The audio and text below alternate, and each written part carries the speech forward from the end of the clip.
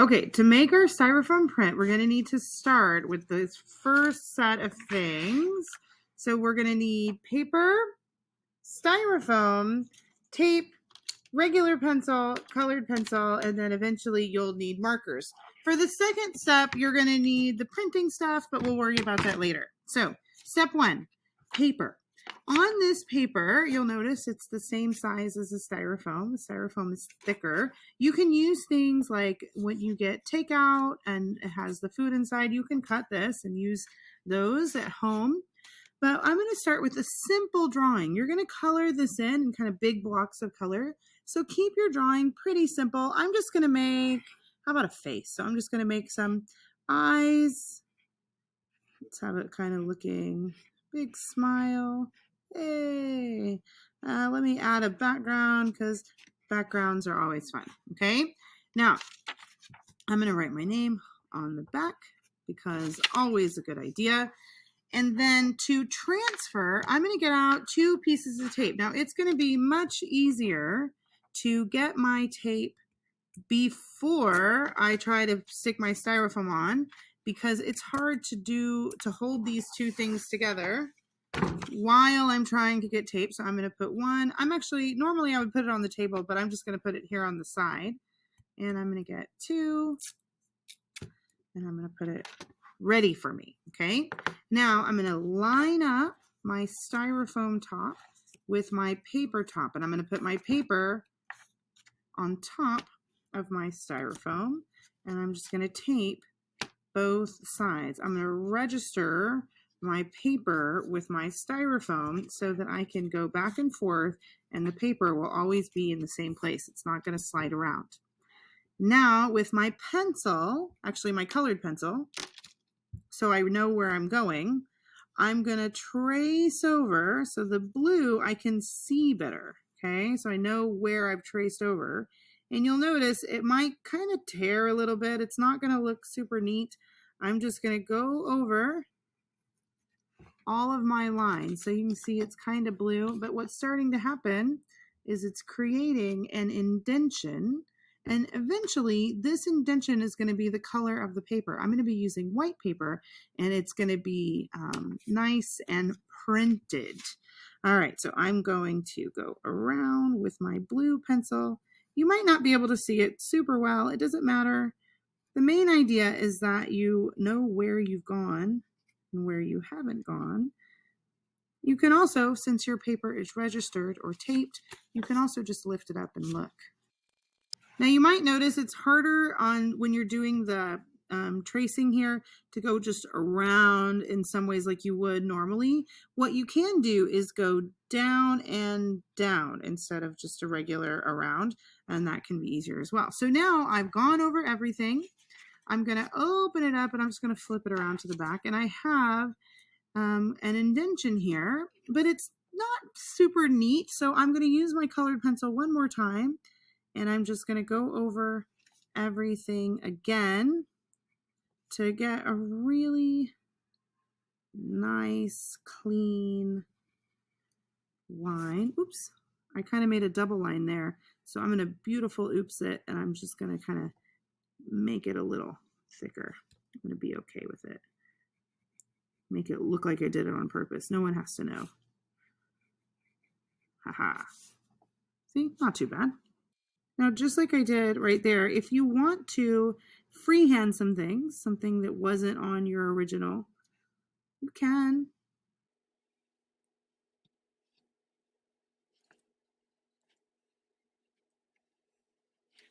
Okay, so now I have drawn, traced once on the paper, once on the styrofoam, and now if I want to, I can take this off.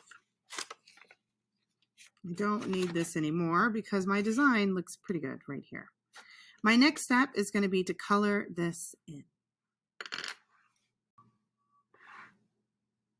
Okay, so now I'm going to put this tray away, get out my markers, and washable markers work best.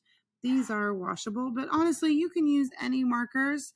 I'm going to make my person green, maybe like an alien person or a shark person or something. So I'm just going to color inside the lines, and I'm kind of using the side of my marker because it goes faster.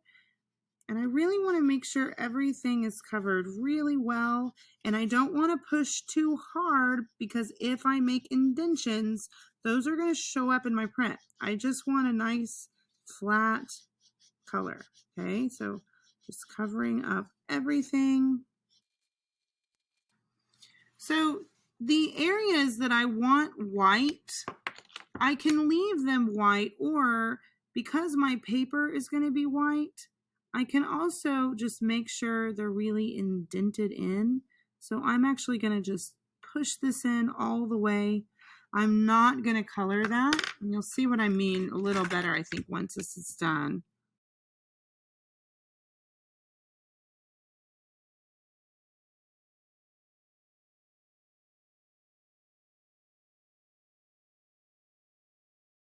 Now I decided, oh no, I don't want that color. I'm going to wipe it off. I'm still going to have a little bit of that color, but you can kind of wipe it off. I'm going to try a new color. It's not a perfect method, but if you make a mistake, you can kind of work with it. I'm going to put my paper from before behind here, so it's easier for me to color on the edge without making a mess on the table. Okay, so now I have my whole design, my plate finished with markers. I can put this to the side, and I'm going to get my printing stuff.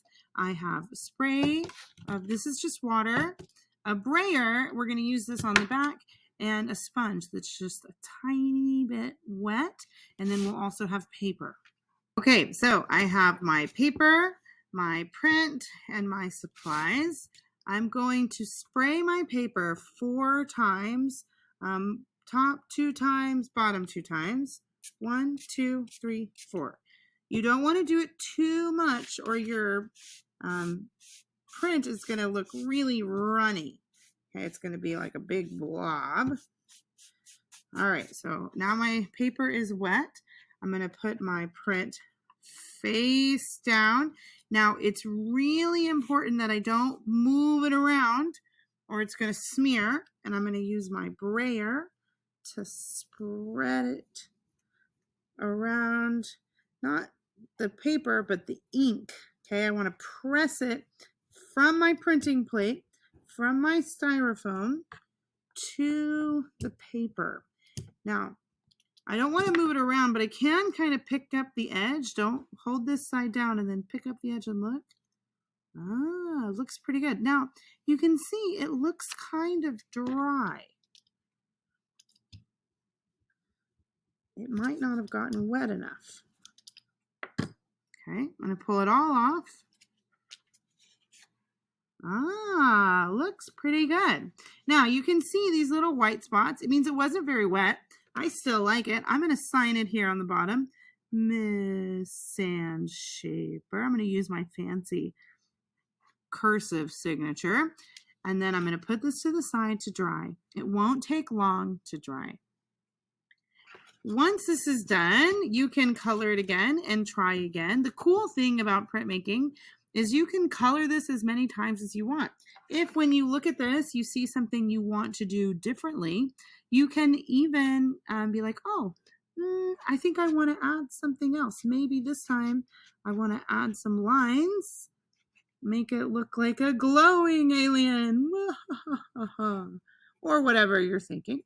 Okay, you can change it every time you add something, or you can just make it the same every time. The main thing is, remember, if you're going, or not the main thing, but one thing is, remember, if you're going to add words or numbers, they need to be backwards because the words will be backwards. So I'm going to show you what I mean by that. So I'm going to write, let's say, hi. So I'm going to write hi, just normal, right here. Okay. Now, this is going to be backwards when I put it like this. Okay, this one is a no. What I would actually need to do is do high backwards, much trickier, like this. Okay, let's try it out. Let's see how it goes.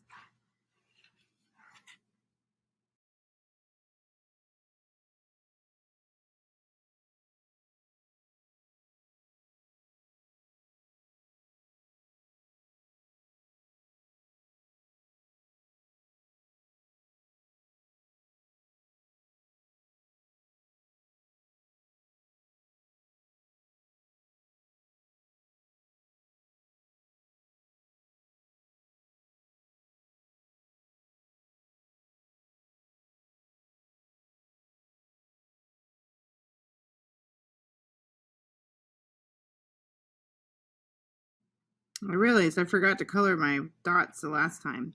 This time I'm going to try something else. I'm going to make my green face here look kind of like glowing or something.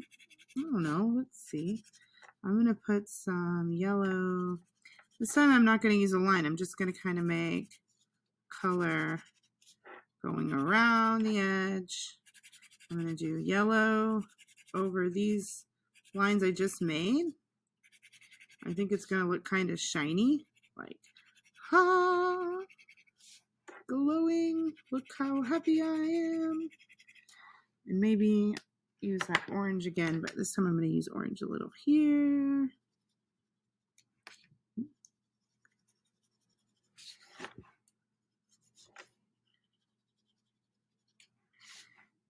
And I went and got my sponge a little wetter because I noticed last time my print was a little too dry. And I still liked it, but I'm going to see if I can do it a little bit better this time. So I'm going to give it a try. Oh, I'm going to get my paper again so that I can easily color around the edges. It almost looks kind of like tie-dye here with this kind of glowing effect I'm going for. Okay, and then I have high. So the correct one, when it's facing this way, I'm going to make it red because remember, in printmaking, we need to make it backwards. So red is wrong. It should not be facing forward, normal right now. I'm going to make my backwards high green because that is correct in printmaking. This is the one, even though it looks backwards now, it's going to be facing the correct way whenever I print in just a moment. So I have my paper. I'm going to give it 4 squirts. 1, 2, 3, 4. And maybe I'll give my sponge a little squirt here. Okay, now spread it out. We don't want it too wet. It's going to be really gross. Not that it wouldn't be a bad thing for you to see. It gets really runny. It's going to look like bleh, which kind of is cool too. Let's see. Maybe I got it too wet that time. We'll see. We'll see. Okay, I'm going to put my print down. Hold it flat. I'm feeling pretty good about this one. Don't let it move around. I'm going to push.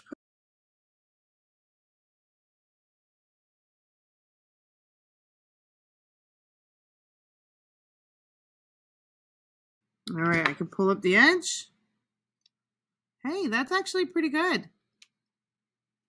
Huh, it wasn't too wet. That worked out just fine.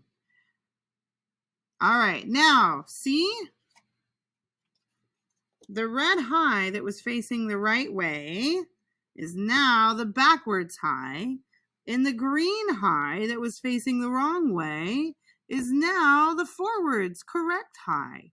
So it's okay if you use words or numbers, but remember, they have to be a mirror image or backwards. All right? Have fun, artists.